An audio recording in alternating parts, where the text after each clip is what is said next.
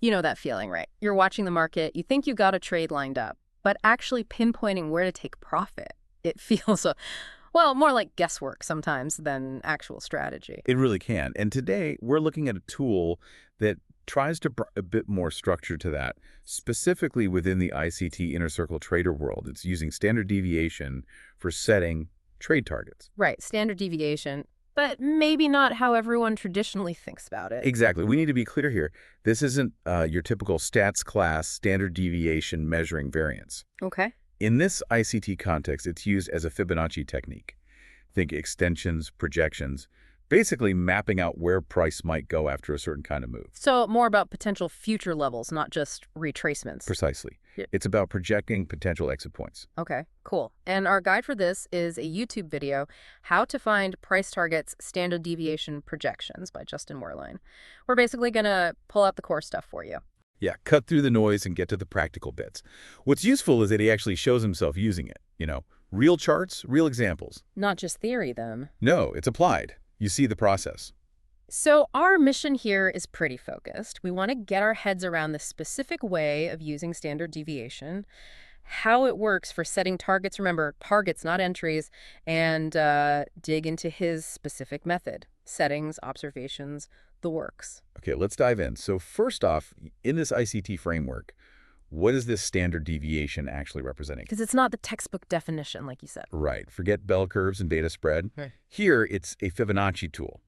It uses those ratios, but to project outwards, to estimate how much our price might realistically travel after a significant setup plays out. So it's like another layer of analysis on top of your existing trade idea. Exactly. The presenter is really clear on this.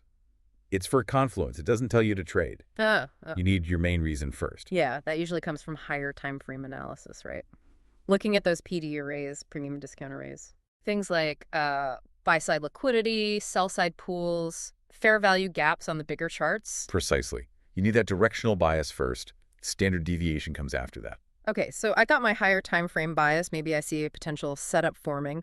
Where does this tool actually get applied?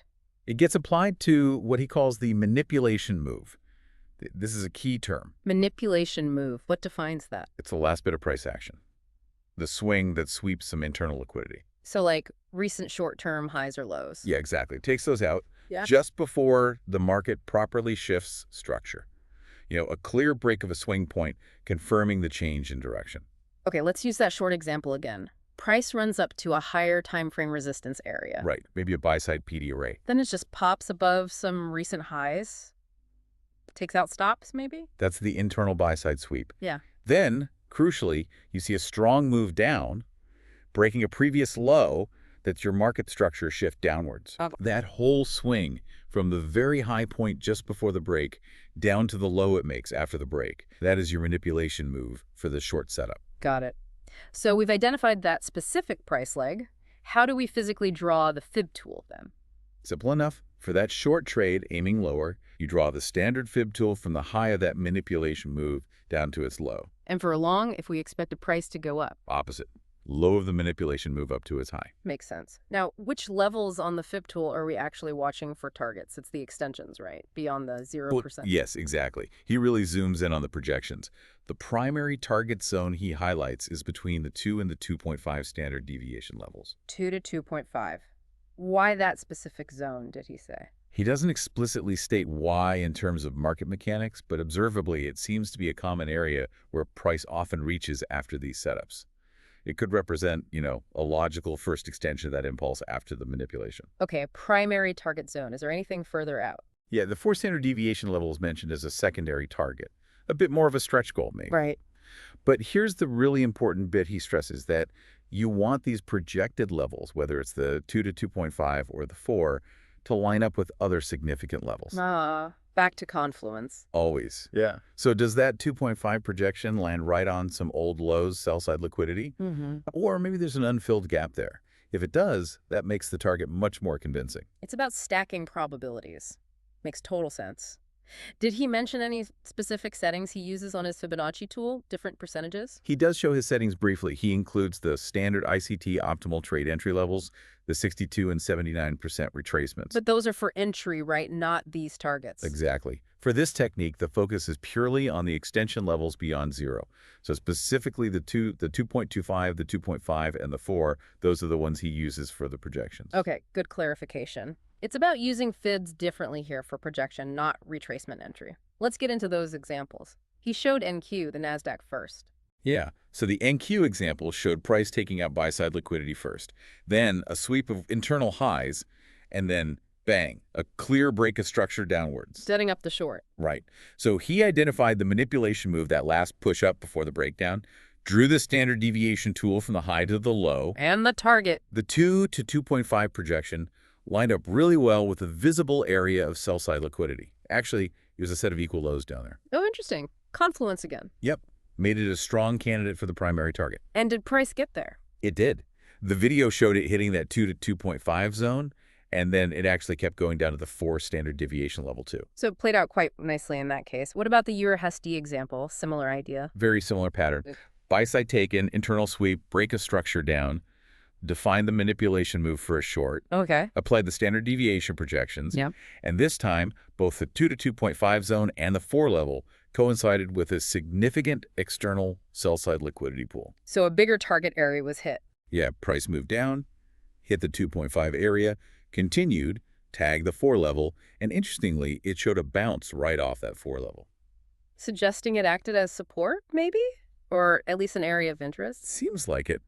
It reinforces that these aren't just arbitrary lines. Price does seem to react to them sometimes. He also showed an AUD example going the other way, sell side to buy side. That's right. Market took out sell side first, then swept internal lows, then broke structure upwards, identifying the manipulation move for a potential long fund. So drawing the fibs from low to high this time? Correct. And in this case, the 4 standard deviation projection lined up with an area of buy-side liquidity higher up. And the price action? It was interesting. Price hit the 2 to 2.5 target first, then it actually pulled back, retraced into a discount area of the range. So not just a straight shot. No. But then it rallied again and eventually did reach that 4 standard deviation target aligned with buy-side. It showed that sometimes you hit the first target, get a reaction, and then potentially continue to the next. Okay, so these levels can act as temporary hurdles or points of reaction, not just final destinations. Now, things got a bit more complex when he talked about using standard deviation for potential bias shifts. Yeah, this is where it moves beyond just simple target setting and gets, well, a bit more nuanced maybe. Go on. He suggested that if price reaches that primary 2 to 2.5 standard deviation zone, but then fails to push decisively beyond it, if it stalls there, that could actually be a clue. A clue for what? A clue that the initial move might be running out of steam and price could potentially reverse or at least pull back significantly, maybe back towards the origin or the discount of the range that started the move. Okay, so a failure at the target could signal a reversal. How did he show another NQ example? Yes, a different NQ examples from September 19th. It started looking like a potential long setup, but it didn't really follow through initially. Right. Then later, price swept buy-side liquidity again, took some internal highs, and then crucially broke structure down. Very clear bearish manipulation move. So switching to a short bias. Exactly. Drew the standard deviation downwards, targeting sell-side liquidity below. He mentioned taking partial profits on that short trade as price moved down. Okay, but that wasn't the main point here, was it? It was about the reaction after hitting the target. Precisely. So price moved down, swept some sell side, but then it started reacting around that initial bearish 2 to 2.5 standard deviation projection level. It struggled to get above it. Acting as resistance now. Yes. And then a bullish setup started forming within that context. Sell side got swept again, internal highs were taken, price started moving up impulsively. So a long setup emerging after the short move seemed to stall. Right. And this is where he introduced using standard deviation within standard deviation. Whoa, okay. Layering it up. How does that work? He basically identified this new, smaller, bullish manipulation move that formed after the rejection near the bearish 2.5 level. He drew standard deviation on this smaller move to project upside targets for the long trades he was now taking. Okay, so using the same tool, but on a more recent, smaller time frame price leg. Exactly. Projecting targets like the discount of the bigger range, Hmm. and also using the 2 to 2.5 extensions from this smaller move. But the really fascinating observation Yeah. was that the original bearish 2.5 standard deviation level, Yeah. the one projected from the initial big down move, continued to act as significant resistance for the rest of the day. Price kept hitting it and getting rejected. Wow. So even after the potential bias shift towards longs, that initial projection level remained relevant. It seemed to. It really hammered home the idea that these levels can be persistent areas of support and resistance, influencing price long after the initial move. That's a much more dynamic view than just set target, hit target. Okay, so wrapping up his presentation, what were the main things he wanted viewers to take away? Two main things, really. First, standard deviation as a tool for projecting those targets, used in confluence with your main model and PD arrays, focusing on that manipulation move. Right. And second, using the reaction at those key levels, particularly the 2 to 2.5 zone, as potential information about whether the current move might be ending or reversing. And he stressed backtesting, I imagine. Absolutely. He really emphasized the need to go back through charts, identify these manipulation moves, draw the projections, and see what actually happened. Did price reach the 2, the 2.5, the 4? How often? In journaling it all. Yes, meticulous journaling, noting the successes, the failures, the reactions.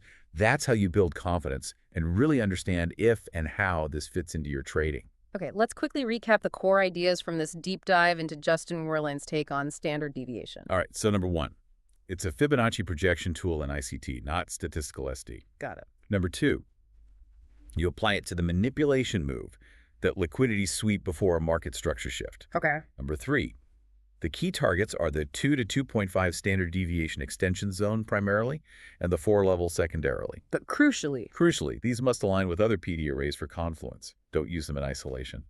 and number 4, The reaction at these levels, especially the 2 to 2.5, can give clues about potential bias shifts, and these levels can act as dynamic support and resistance. cool. So for you listening, hopefully this gives you a more, I guess, structured framework for thinking about targets. It's not just random guessing. It's a specific technique you can explore, combining market structure, liquidity, and these projections. Maybe another tool for the toolbox. Yeah, it avoids that feeling of just picking a number out of thin air. Definitely. And maybe it sparks a thought. How do you currently set your profit targets? Is it systematic? Have you ever considered using projections like this?